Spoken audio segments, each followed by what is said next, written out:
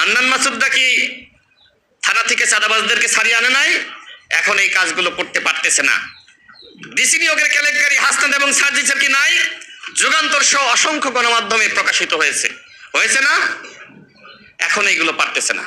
DC YONO নিয়োগ দিতে পারতেছে না, এই জন্য মাথা সব খারাপ হয়ে গেছে, আওলাই গেছে। আর সেই মাথা আওলাই গিয়ে দেখলাম যে গতকাল আরেকজন এনসিপির নেতা সারোয়ার তুষার, সে আমাকে বলেছে যে কেরানি হওয়ার যোগ্য না, সে হয়েছে মাননীয় প্রধানমন্ত্রীর সচিব।